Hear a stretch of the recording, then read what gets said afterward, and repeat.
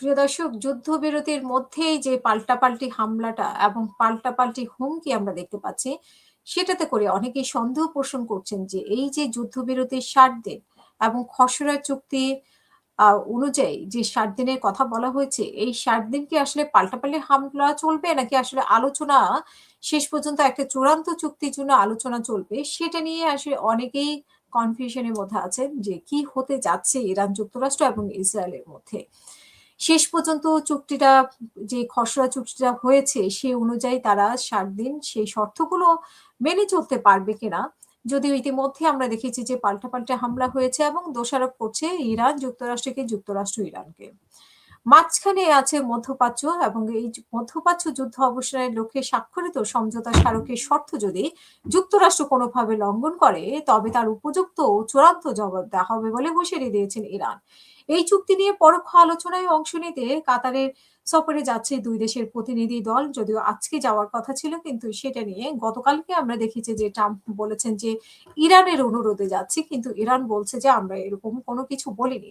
আগেও ট্রাম্প ইরানের উপর অনেক কিছুই চাপিয়ে দিয়েছে, সেটা আমরা দেখেছি। যে মূল আলোচনায় যদি আসি, যেই সময় ২ দেশে সফরে যাওয়ার কথা, ২ দেশেরই প্রতিনিধি দল কাতারে যাওয়ার কথা, ঠিক সেই সময়ে তেহরানের পক্ষ থেকে এই ধরনের কড়া বার্তা দেওয়া হয়েছে।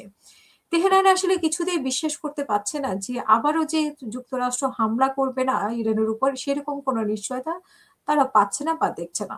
এবং যুক্তরাষ্ট্রও পাল্টাভাবে একই ধরনের কড়া হুঁশিয়ারি দিচ্ছে। তেহরানে আয়োজিত এক সপ্তাহের সংবাদ সম্মেলনে মঙ্গলবার ইরানের পররাষ্ট্র মন্ত্রণালয়ের মুখপাত্র ইসমাইল বাগেই সাংবাদিকদেরকে বলেছেন যে আমরা যে কোনো পদক্ষেপ ছেড়ে দেব না। ইরানের শক্তিশালী সশস্ত্র বাহিনী ইতিমধ্যেই যেভাবে প্রমাণ করেছে, ঠিক সেভাবেই ইরানের লক্ষ্যবস্তুগুলোর উপরে যেই কোনো ধরনের আগ্রাসনের তাৎক্ষণিক ও দৃঢ় জবাব দেওয়া হবে। মুখপাত্র বাগাই আরো সতর্ক করে বলেন যে এই ধরনের যে কোনো পদক্ষেপ সমঝোতা স্মারকের ১ নাম্বার অনুচ্ছেদের স্পষ্ট লঙ্ঘন হিসেবে গণ্য হবে।